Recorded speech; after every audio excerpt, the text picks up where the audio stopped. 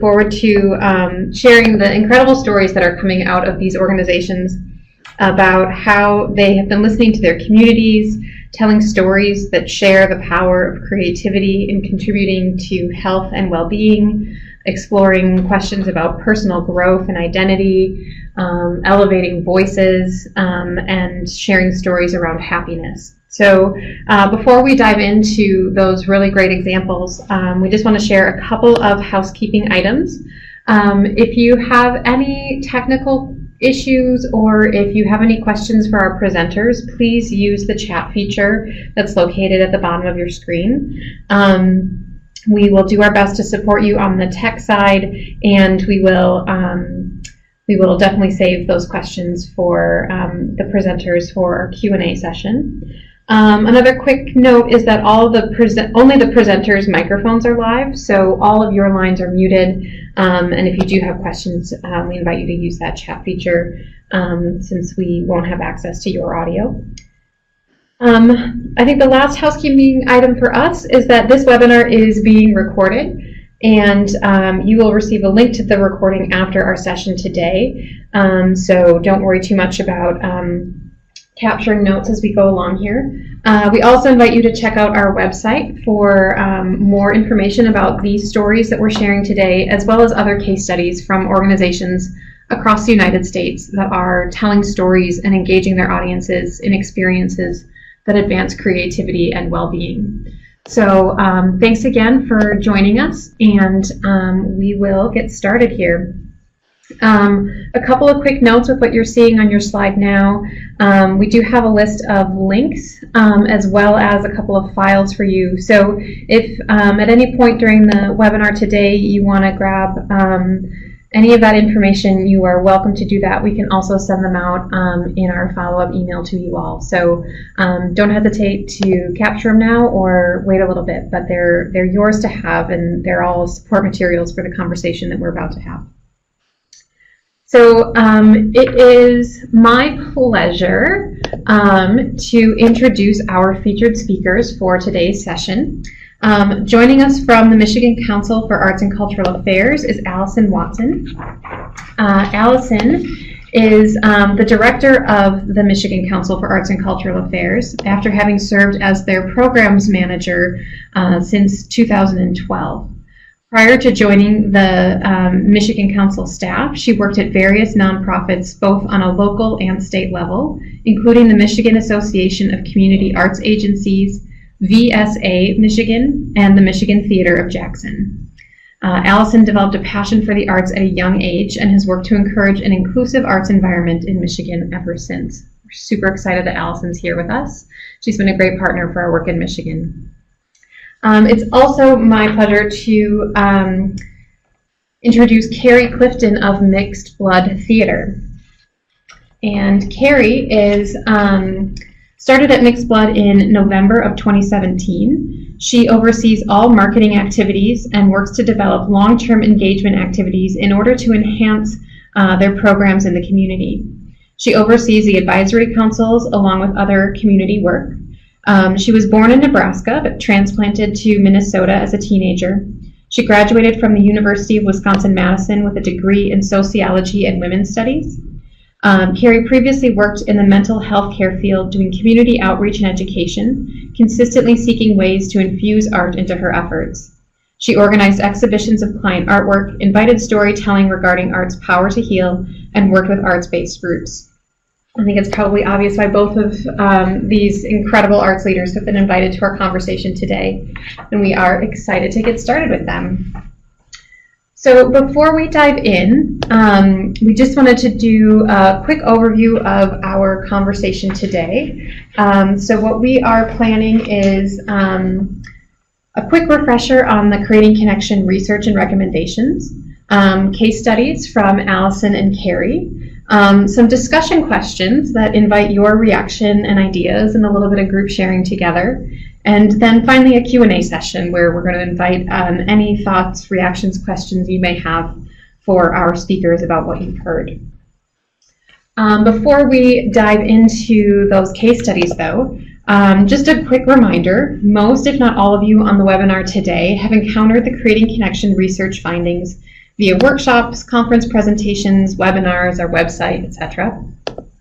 That set of findings grew out of a national, state, and local research project that included qualitative and quantitative data collection as well as a lit review. And our core aim in this research process was to try to understand the existing values held by the public and how those values relate to arts, culture, and creativity. Part of a broader movement that's trying to create social change around arts and culture as a recognized, valued, and expected part of everyday life, this set of research recommendations forms the basis for how we as a field can create programs and messages that align with public values and expectations and deepen community relevance. As a quick recap, those findings are that connection is the core motivating value as it relates to the public's participation in creative activities. People define connection in 4 ways: connection to themselves, connection to others in their communities, connection to their family and friends, and connection to their cultural identity or heritage. Our second finding centers on the language that we use to describe arts and culture. Here we found that creative expression may be a more welcoming term to invite people into a conversation about arts and culture in their lives. People are more likely to identify themselves as creative than artistic, and the term is more broadly defined than the arts, which can have a more formal connotation.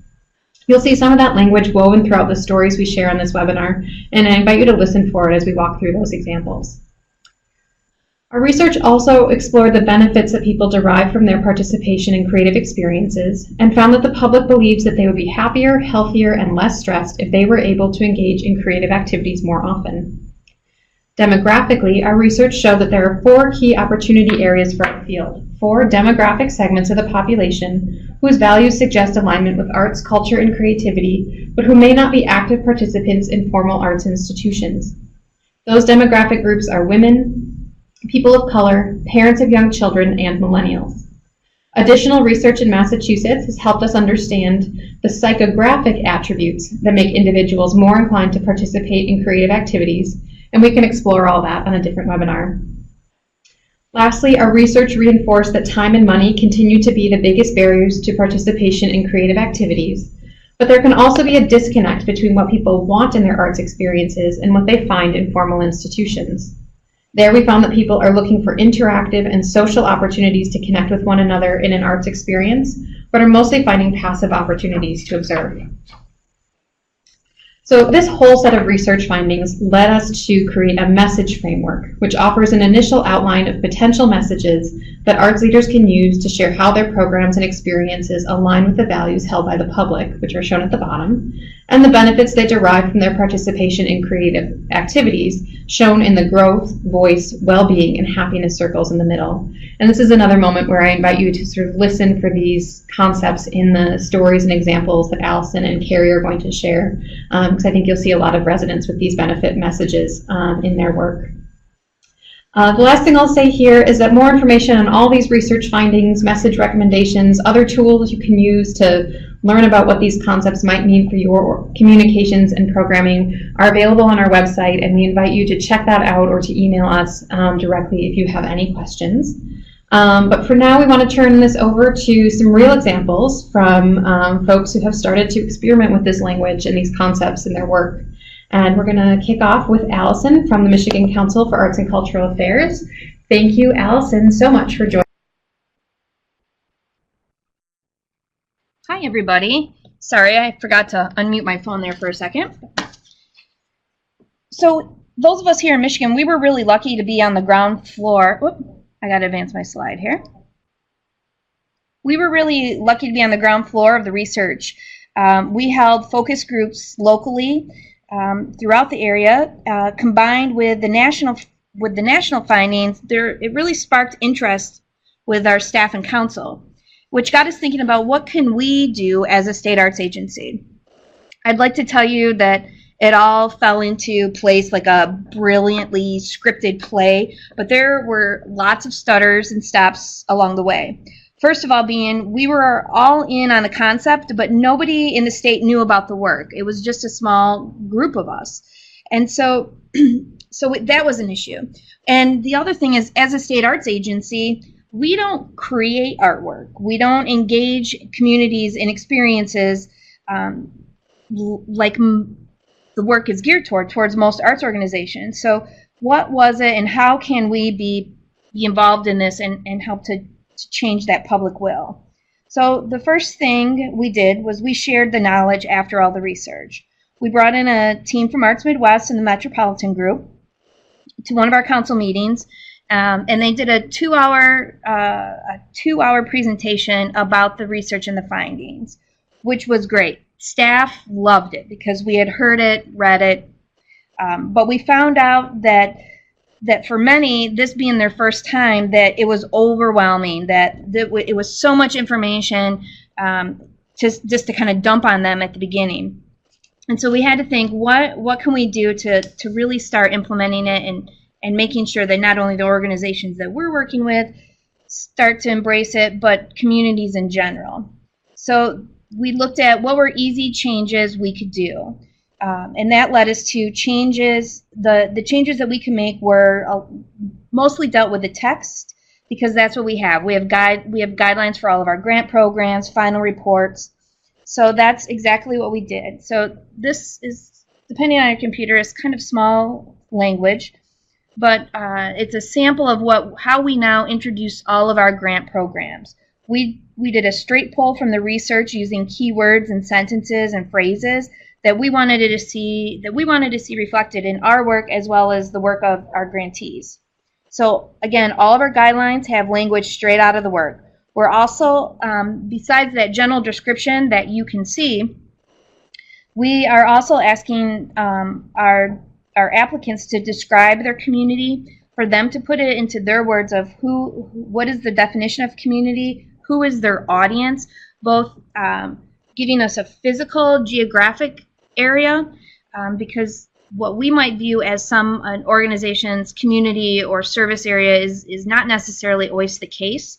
So we put that onto the applicants to define the community, define their audience, how they interact with their community as well as the audience, but most importantly, how does that then impact their programming? So you can't see it necessarily here in this little snippet, but we're happy to share any of the guidelines if anyone is interested.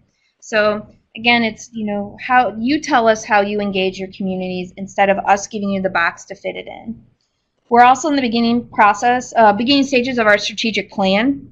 And I can tell you that even though we haven't started writing it yet, that many of the words and the themes that you see in the research and in the findings will be woven throughout our upcoming plan. So this was step one, is just starting to change the language.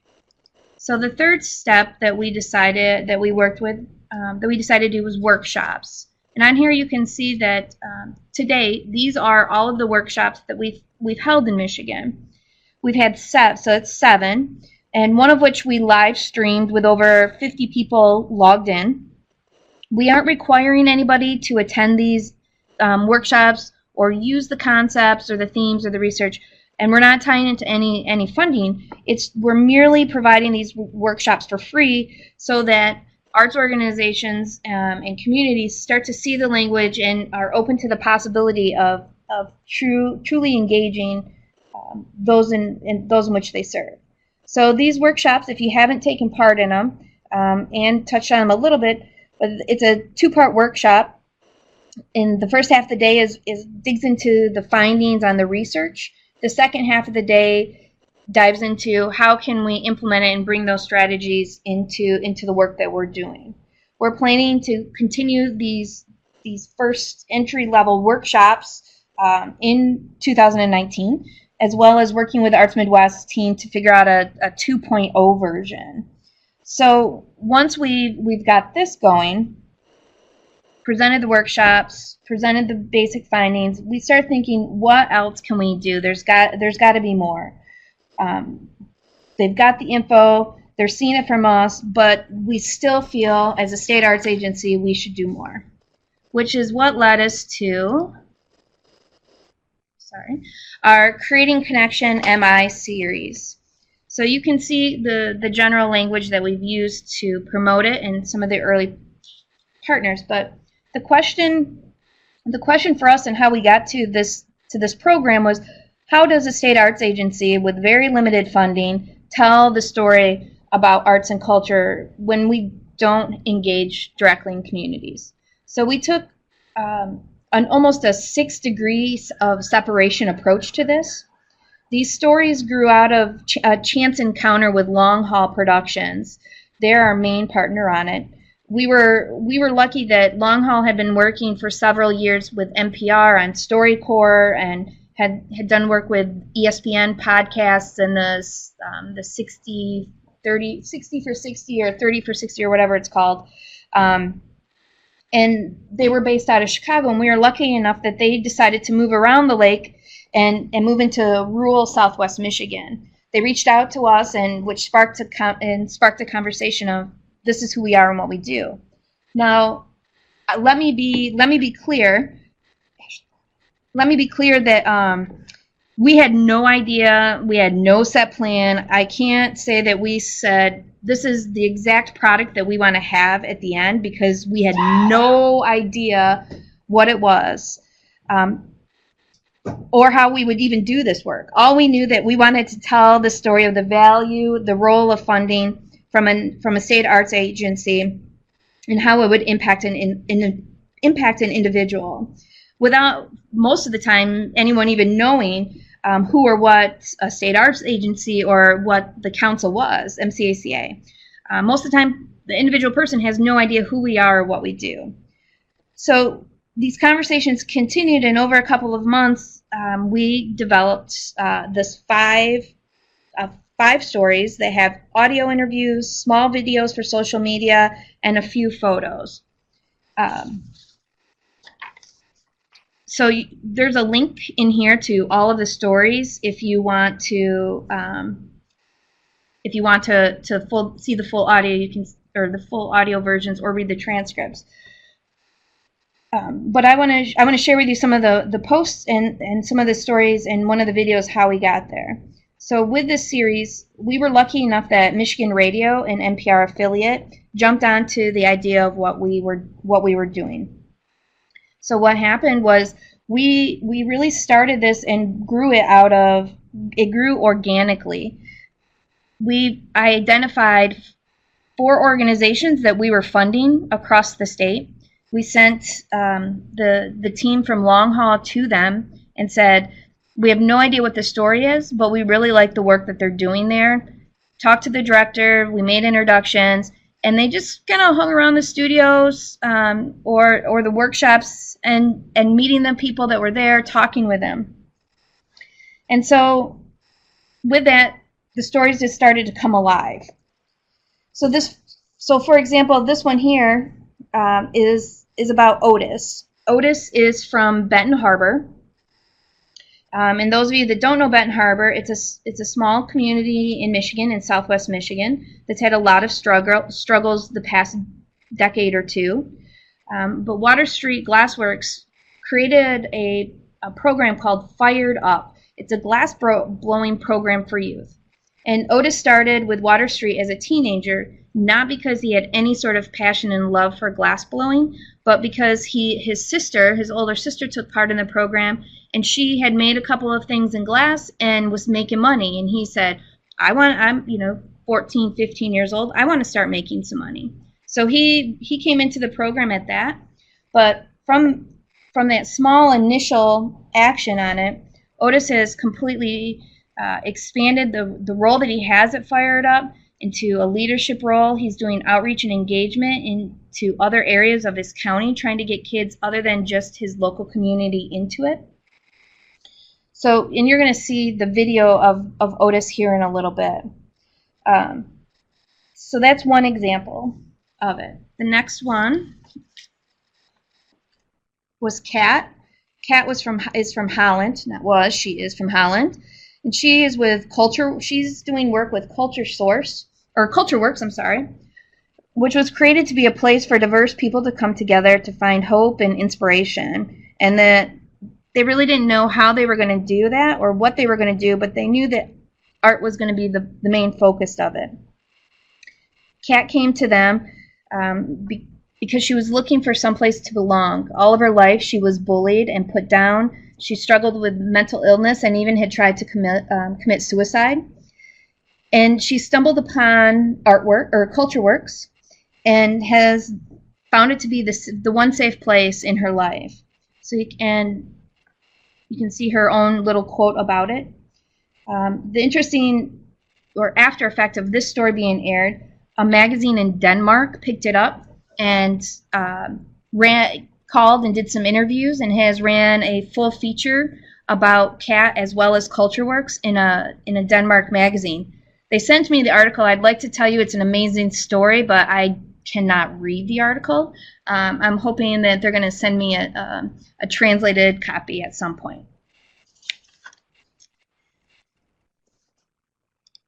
The next one in our series was Dawn. Dawn's from Kalamazoo, and she started taking jewelry classes at the Kalamazoo Institute of Arts. Dawn's story is truly heartbreaking. Her husband passed away unexpectedly. He had a heart attack while driving and was killed. Her brother, within 2 months of her husband's passing, her brother committed suicide. And she feels that she's open and honest about it and says it's the lowest times of her life. It was the lowest time of her life. And her friends bought her a gift card for a jewelry making class at the Kalamazoo Institute of Arts just to get her out of the house. And also try to get her mind off, even if it was for a short period of time, to get her mind off of it. Now, after several classes and some time has passed, she's making jewelry, she's selling jewelry, and she tells you she doesn't know where she would have been, where she'd be right now if her friends hadn't bought her that gift card to get her out. As you can see, she says for her, creating things helped her get on with things. The next story, the next two come from the same organization, and this is an example of how powerful the stories can be. We were only going to do one story out of the Girls Rock Detroit program, but two of them we just couldn't turn down. So this one is Maddie. Maddie's been part of Girls Rock Detroit for 2 years now. She says that she found acceptance here. Maddie is autistic and has had trouble making friends her whole life. She was teased and picked on, especially for her awkward body movements. But at Girls Rock Detroit, she found acceptance, that being autistic was okay, and nobody made fun of her. She said she just became Maddie. She was confident once into the program, it helped her build her confidence in herself and finally be able to share with her friends that she was gay. The acceptance that they gave her at Girls Rock Detroit then gave her the courage to be able to talk to her family, who has completely and wholeheartedly accepted her for who she is. She feels that Girls Rock Detroit is her community. Also at Girls Rock Detroit is the story of Penny. Penny's, forgot to advance the slide. Penny's the one in the middle. Penny has been involved with Girls Rock Detroit for 4 years. Obviously much smaller than classmates, especially the boys. She has always struggled with them picking her up, pulling her hair, and as she likes to say, boys just doing stupid boy stuff. But once she got the guitar in her hand at Girls Rock Detroit, she decided that this was the one time that she started to feel powerful, that she felt safe, and that learning how to play the guitar gave her the courage and the confidence to start writing lyrics that reflected her newfound confidence. This band here is the Banana Slugs, and so much so that their lyrics that they wrote, the lyrics that Penny wrote became their lead song for their performance. And just a couple of those highlights are, she sings, "Don't squeeze me, don't pick me up, don't get mad when I tell you to stop." She feels that these are all words that she feels strong enough to say now, and the guitar has made her powerful enough to do that. So these were just the social media posts to go with the stories that we aired. There are other posts, the videos for all of them that went on the week of the broadcast. As I said before, NPR's Michigan Radio Stateside program picked it up, and they aired the series once a week for 5 weeks and also had reruns. They gave the stories posts on their website, social media, as well as the work that we were doing. We don't have the final numbers. We just actually completed the series, so we don't have the final numbers on it yet. But what they've told us so far is that the numbers of their listenership was as expected and normal, but their social media engagement was really where the conversation was sparked. So we're hoping that we'll get those numbers eventually. But now I want to share Otis's video, and I think Michael's going to take care of that for me.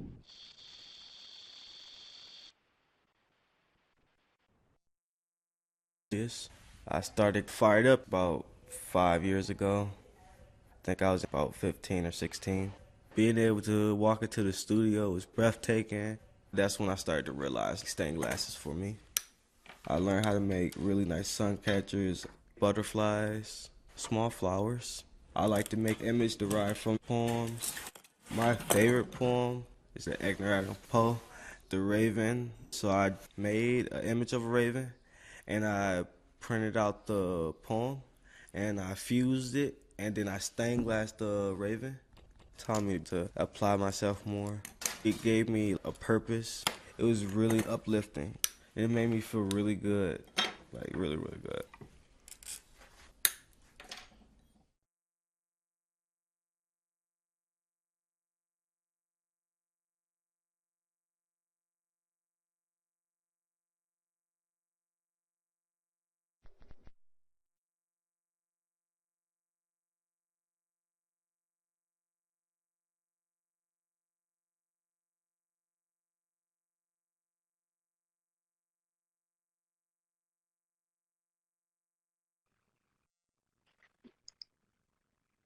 Great. So that was Otis's video. We're working with other NPR and college radio stations to air the stories. We're also working at ways to find connections with more mainstream channels, both radio and television, that will be willing to share the stories. We're not quite there yet, but we're not going to stop. So that was the other part that we've started to notice too as well. Since the airing of we started at the very beginning a couple years ago, and the work with the workshops and the other webinars and being a part of the Creating Connections newsletter and blogs, we're starting to see our organizations change their messaging and become more engaging and look to Creating Connection as part of that for that work. So here, I just want to bump through and share with you a few of the organizations in Michigan that started using it. So here's the Kalamazoo Symphony Orchestra, Creating Memories with Your KSO. This is their main campaign for this year's season. It's their website, social media, billboards, brochures. So this is just one of the images in the series. This is the Ann Arbor Symphony. They actually changed their website and created a link that is just for families, or it's called For Families. Obviously, anybody can join on it. But you can see with the images that they're creating and they're showing that families and children are involved in their programs. So that was their website. This is Art in the Loft, which is in Alpena. This is a banner, social media banner that they're using, and they're also starting to pull it through other marketing and promotional efforts. But here's an easy step one approach to that. The next one is another website banner from the Arts Council of Greater Kalamazoo. They were also one of our hosts for a workshop. This is for their monthly art hop. This is from the Upper Peninsula Children's Museum. A Place for Friends is the tagline on one of their website banners. The Saginaw Art Museum is using it through all of their marketing materials and brochures, and really shifting about you make artwork and create connection. I think, if I'm not mistaken, they did a blog post or were featured on the Creating Connection website or a blog post at some point. But here's an example of what that museum is doing. This is an Instagram post from the Holland Museum, and was their promotion for Inventors Day. So with that, a lot of people start wondering, well, maybe not a lot of people, maybe it's just me. I start wondering what's next. What more can we do? So we are in the process of developing another limited series of 4 to 5 stories that'll follow up hopefully in the fall to the ones that you just saw a glimpse of. We're going to be having additional workshops, the introduction one, as well as looking at a 2.0 version. We're presenting at as many statewide Michigan-based conferences. We're asking organizations to share their stories with us so that we can figure out a way to push those out, that it doesn't always have to be a polished piece from us. And we're also looking, so with that, we're also looking at ways to create a DIY model to gather stories and share those with the state as well. And like I mentioned before, the strategic planning that we're going through. So that looks to be finalized in September. And there's all kinds of links to our website to see the full stories, or if you have questions, feel free to reach out and ask.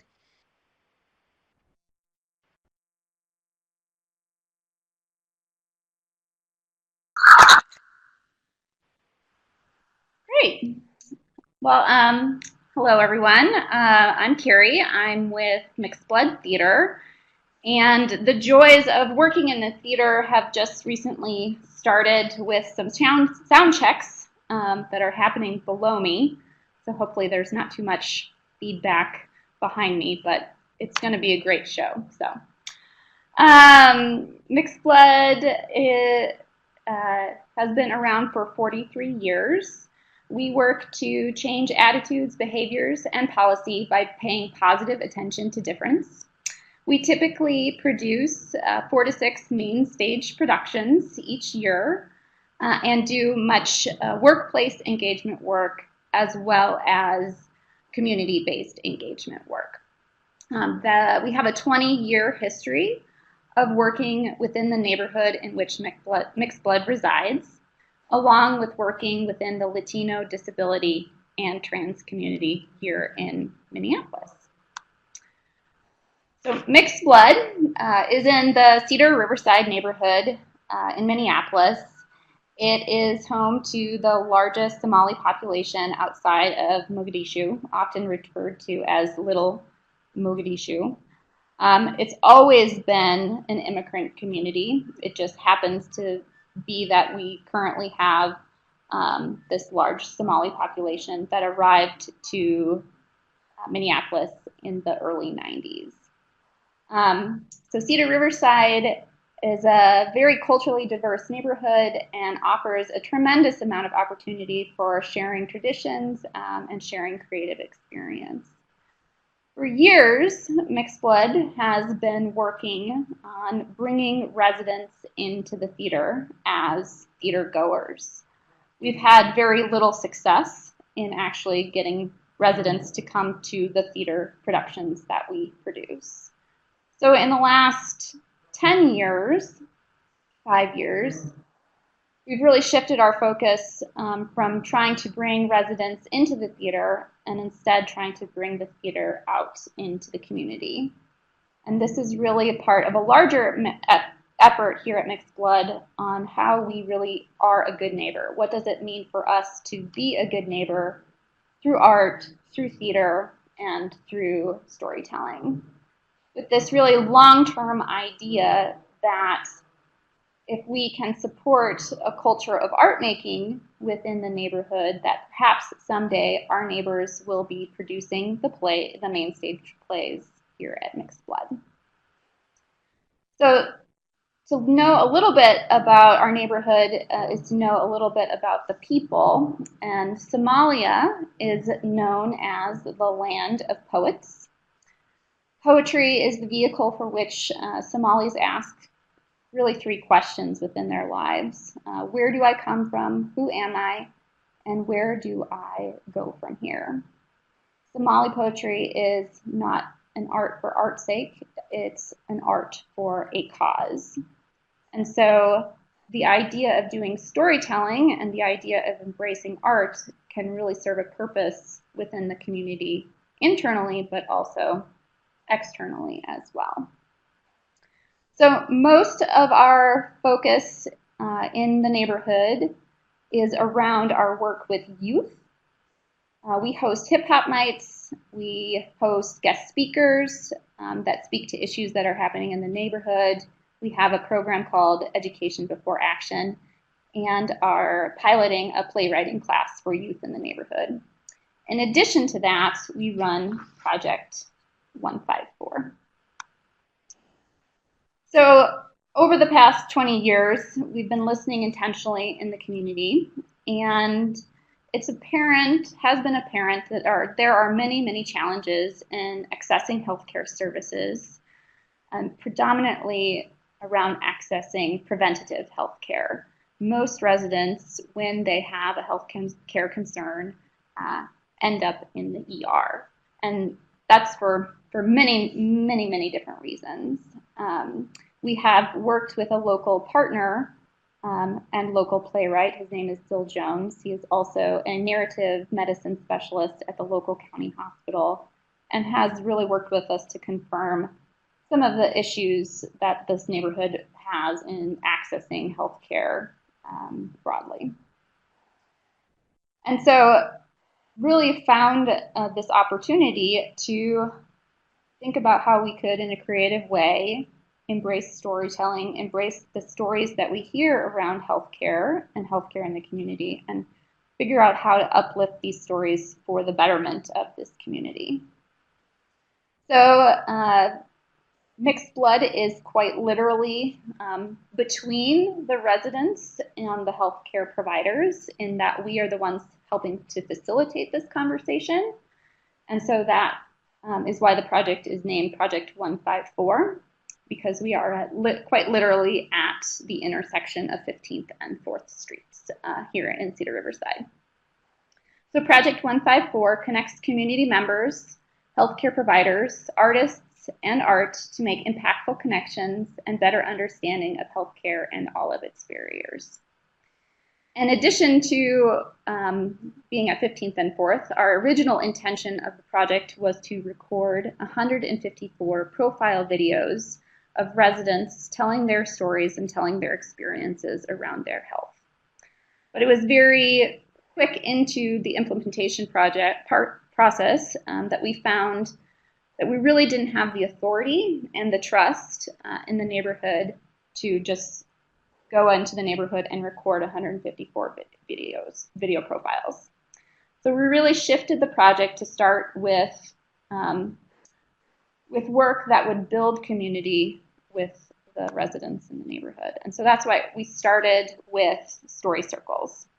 So this work started in fall of 2017.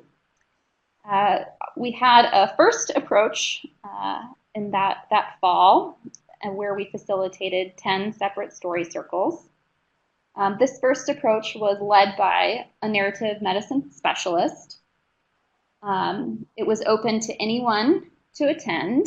We provided food, tea, Somali tea, and we also provided a financial incentive for participants to come. And we set a cap at 20 people per circle. The result was, in those first 10 story circles, that we really were not able to,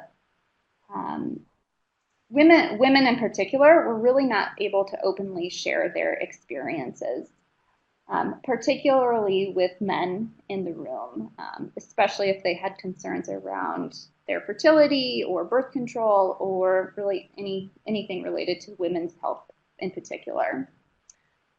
We also found that there were significant generational gaps around areas of concern, and so that didn't allow for open dialogue.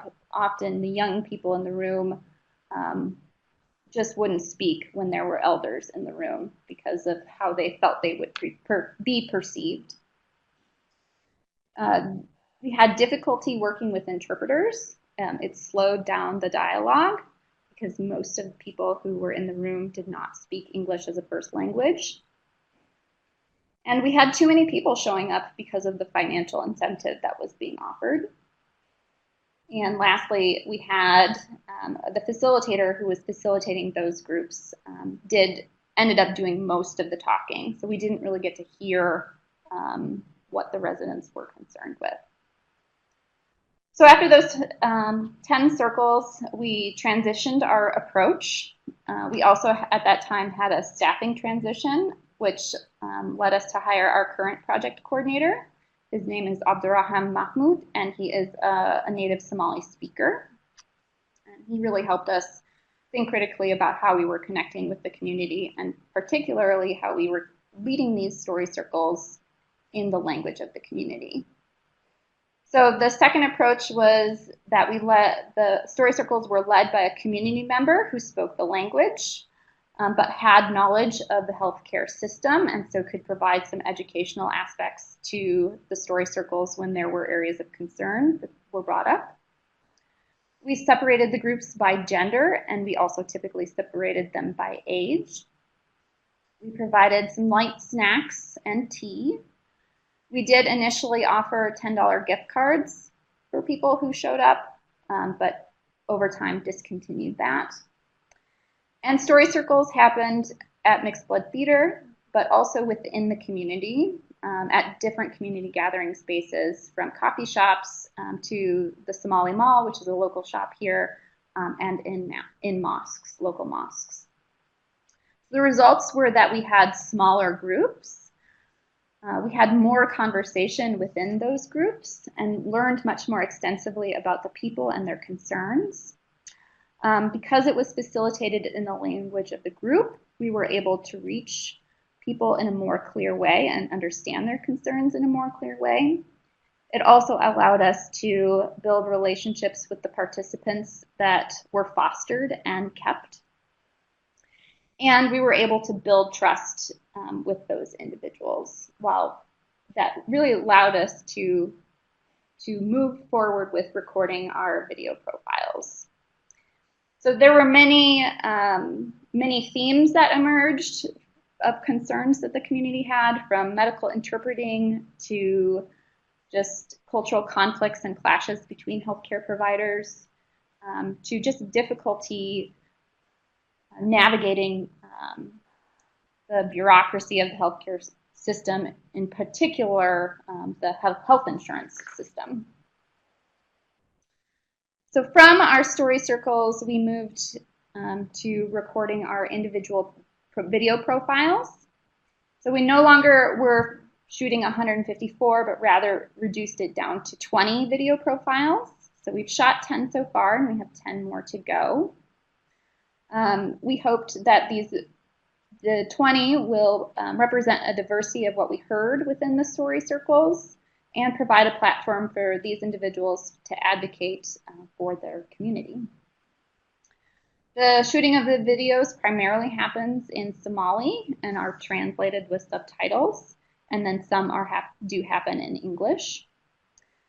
And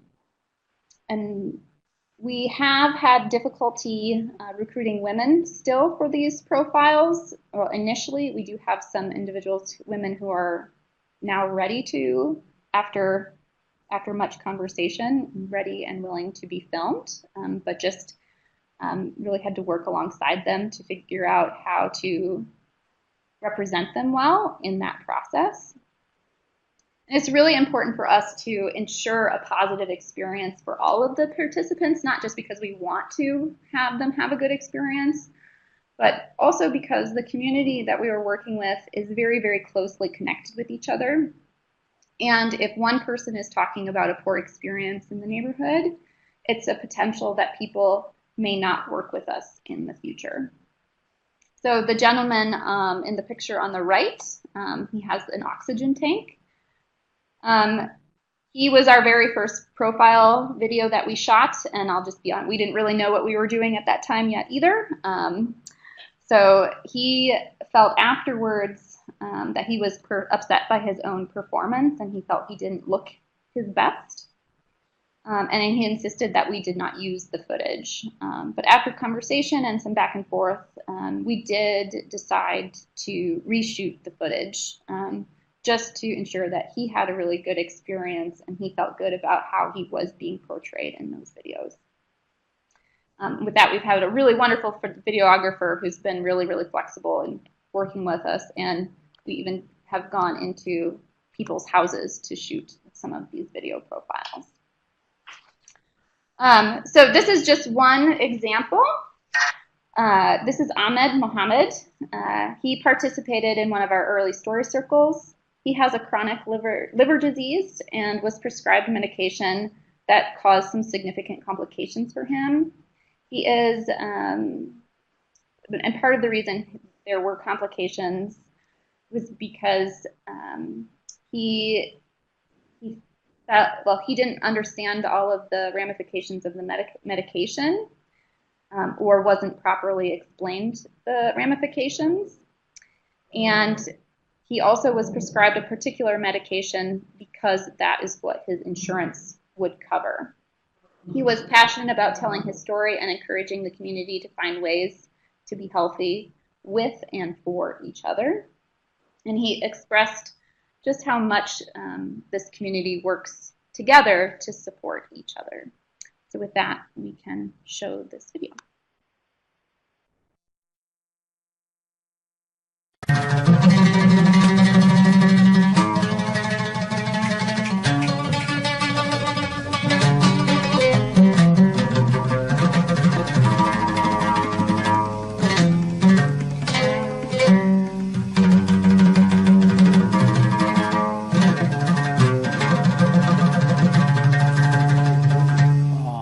magacaygu waxa weeyaan axmed maxamed maxamed sidar baan ku noolahay ma shaqeeyo reer malihi mar baan guursaday naagtii way iga dhimatay iyo caruurtii laba caruur iyo naagtii way iga dhinteen markaan u galo xagga caafimaadkayga xanuuno badan baa qabaa oo coroniga oo ka mid yihiin liver disease laakiin anigu waxaan qabaa in xanuunka laga daaweyn karo lannahu beerkaygu ma gaarin standardku uu kansarka yahay marka waddanka haddaan imi daawana lama siin xanuunka lama siin dhakhtaradu waxay u yidhaaheen beerkaa weli xad waa shaqeynayaa marka heerkii daawada lagu siin daawaduna waa qaali bay u yidhaaheen taasu taa weeye oo xaggaas wax caawimaad xagga caafimaadku xagga beerka kama helin dhibaato weyn bay ugu hayaa inuu keeno ironkaygu dhaco ama waxaa leeyahay enamay ugu dhacdo oo dhiglaan mar walba dhiglaan baqaa marka dhig laga qaado ilaa laba dhakhtaroo liverka baan la xiriiraa oo dhakhtarre ah labadii midna igama caawin xagga caafimaadka xagga beerka marka mushkilo badan bay ugu haya hordalaan ba i keenaa lugaheba barara waxaasoo dhan taasu taa weeye tan kaleeto suuladii lasoo dhaafay waxay u dhacday inaan diisi noqdo dhaco oo dhulka ku dhaco anoo soconayo waddada washington maraya qof baa ila socday waxaan dhulkan ku dhacay ilaa 20 daqiiqo waxaa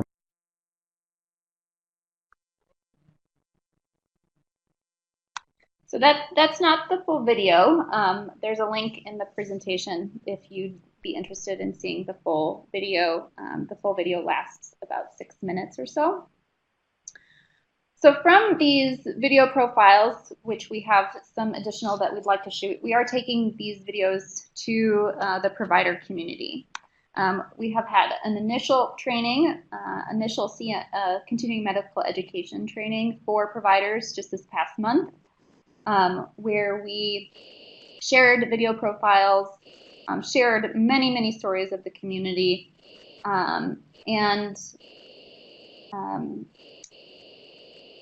really just are at the beginning of this work to connect back with the providers.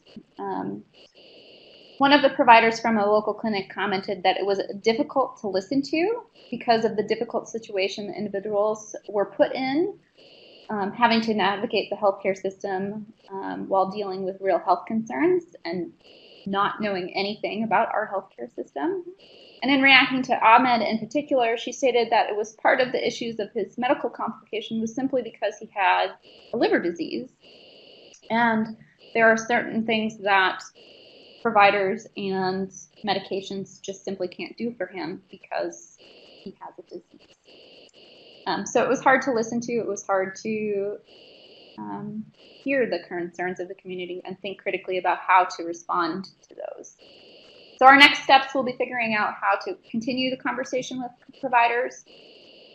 I think it would be valuable for us to record a profile of a medical professional who is currently serving the community. In addition to all of this, we really are intentional about being within the community at all times. We participate in local health fairs. We are participants in a multicultural dinner that happens every year, as well as International Women's Night Out. And we've also sponsored some nutrition classes that have happened in the neighborhood as well. So that's just another thing we do in order to build community. So really what's next? We'll be finishing our video profiles. We will be doing a storyteller training and an artist development workshop this spring, with the hopes to then continue to amplify voices that could potentially go out to clinics and connect with providers one-on-one and tell their stories in addition to the videos. The videos will be all done for a June storytelling festival, which will hope to connect our residents with the providers on a more personal level. We're going to continue to assess our model and we really want to continue to provide a platform for the artists and the community to speak their experience and advocate for their community. And really, at the end of the day, I think the most beautiful part about this project is that the relationships that we've made, the people that we've worked with, has really been the art in and of itself. So however we can continue to embrace the community, we are happy to be in that space. With that.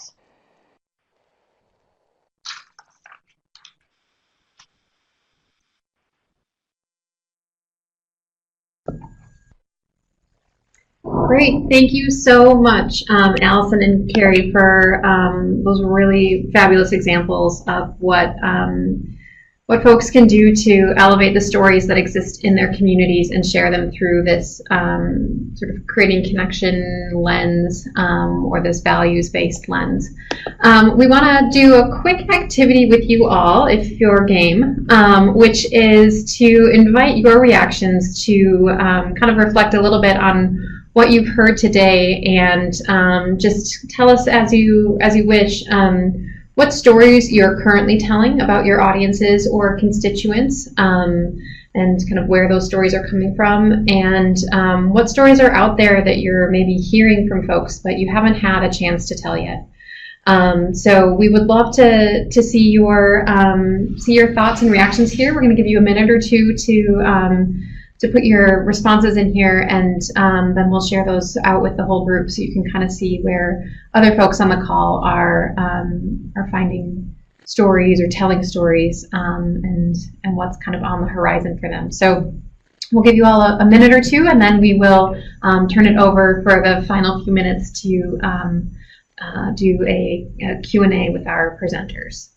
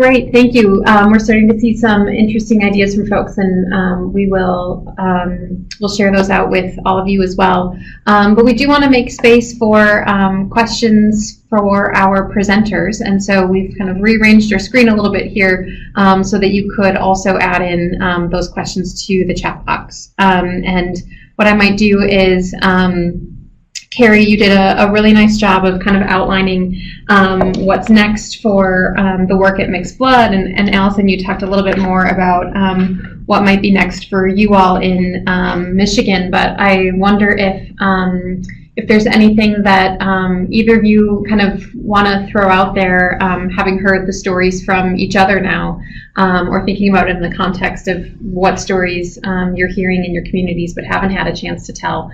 I invite you to react to those questions as well. So let's start with Allison, since we haven't heard your voice in a few minutes, and kind of tell us what's next or what stories you want to tell going forward. Hi, I'm still here. Yep. I think that what I liked about the theater, the Mixed Blood story, is that we sometimes forget that reasons why people might not participate or engage, and that we have to be mindful of those things, of those cultural, different cultural backgrounds that we're not always cognizant of. And so how then do we make sure that in our work and the stories that we're looking to gather, that it is reaching a larger group, as well as making sure that we're providing that space for those that maybe are not comfortable or in engaging. It also makes me think about, we're telling the stories of our clients, which yes, I want to do and love the work that we do with our clients. But what are those stories that perhaps aren't in our kind of a wheelhouse of arts organizations? What are the stories there? What are the stories that we're missing that we should be looking at? So, something to ponder.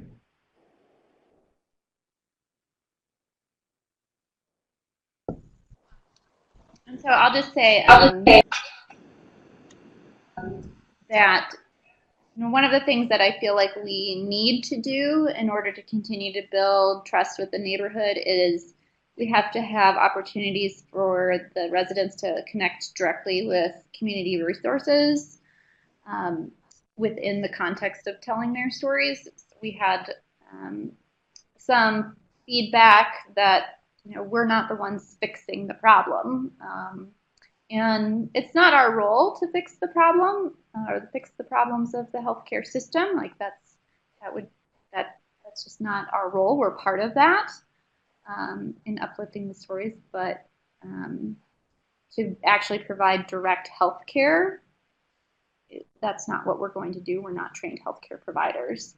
So how do we better connect to direct services to the neighborhood so that they can start to get some of the needs met, because they're a community with vast needs. And along with that, always keeping in mind, making sure we're doing things in a way that's really not taking advantage of the community, but really serving the community's needs first and foremost. Great, thank you.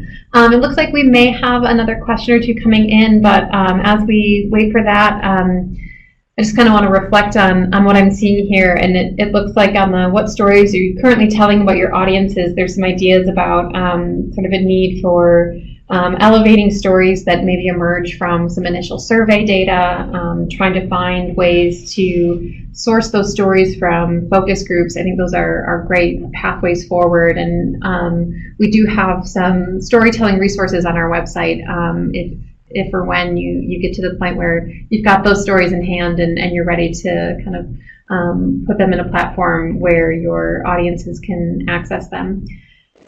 I also want to note that there are some really interesting reflections on what stories you're hearing but haven't had a chance to tell, and I think the stories of LGBTQ people that are more about sort of the experience today is a really nice framework. Obviously, we all do a lot of work to recognize history and the impact that that's had on who we are and where we've come from, but also recognizing the power of positive stories, or the power of reflecting on what the current environment or social realm is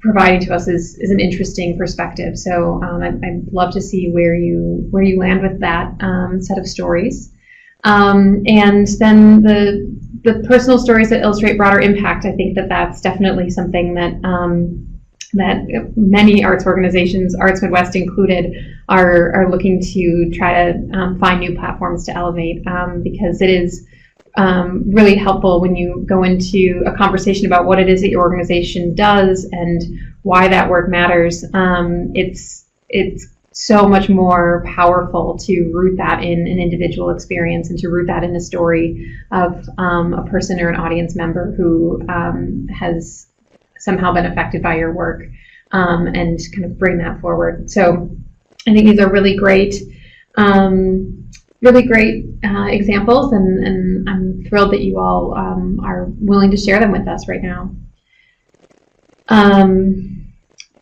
There's another question that's kind of come through about survey responses, and I would maybe encourage you to reach out to Michael or myself directly, so we can kind of help understand a little bit more about who you are and what you're looking to understand from your community, and how you're asking about it, because we do have some resources we could share about evaluation and collecting feedback in different settings if for whatever reason a survey itself isn't resonating with folks. That's a perfect segue to our final page here, which is Michael's contact information. So if you have questions that you wanted to bring to our speakers today, please send those along to Michael. If you have questions about some specific resources we could direct you to, he can also help you with that, and he and I will kind of tag team on getting you the resources that we think that might be most helpful to you all. It looks like we've got a final question, and I'm sorry that we are running up on time. I will ask if either of our speakers wants to, if they're able to reflect on it a little bit, but we understand that we are a few minutes past, so we want to be conscious of that as well. So the question is that this organization is exploring diversity, equity, and inclusion, and they are hoping that some of their work will help them look honestly at their audiences. And I think I'd kind of love to hear maybe from each of you, Allison and Carrie, kind of how you understand the diversity of your audiences, and how you make choices within your decisions to elevate, their stories, and just kind of any reflections on the DEI work that goes on within your organizations. Well, this is Allison, and with us being in the middle of our strategic planning process and knowing the diversity, equity, inclusion work that's happening all across the country, one of the big themes that we're seeing with hearing the small discussions that we started having, as well as our conversations with our individual council members, is that they don't want a separate policy. They don't want a separate statement that to truly address diversity, inclusion, equity, and access, we include access in that, is that we have to wholeheartedly believe that in all of the work that we do, that it's not a subcommittee or a special tagline that we add, but it'll be part of and woven through every single piece of programming that the council is going to move forward with. So that's the way the council is currently taking that approach. Like it or hate it, but I think that's the direction that we're moving toward. And we're actually about to go through our own equity, diversity, inclusion process. We're working on hiring a consultant right now to work with for a year-long process around how we do this work better. So I'm not clear exactly how that's going to, it'll be some, how it's going to flesh out. It'll be some interpersonal work as well as group work for both staff and board. But along those lines, we have year-round advisory councils that have traditionally really been focused on main stage and how people access our main stage programs. But we're really trying to embrace a culture of engagement. And so those advisory councils that are specifically around disability, we have a Latino advisory council and then a trans advisory council, really looking at how those councils can advise us really holistically on how we do all our work. And I think we're kind of really at the beginning stages of re-embracing that work throughout the organization and not just around our main stage productions. I think one of the things that is often said is, how are we going to do our work and offend no one? And so we're not there yet. And we know that, and that's what we're striving to do, is offend no one. All right, thank you, Allison. Thank you, Carrie. We really appreciate your taking the time today.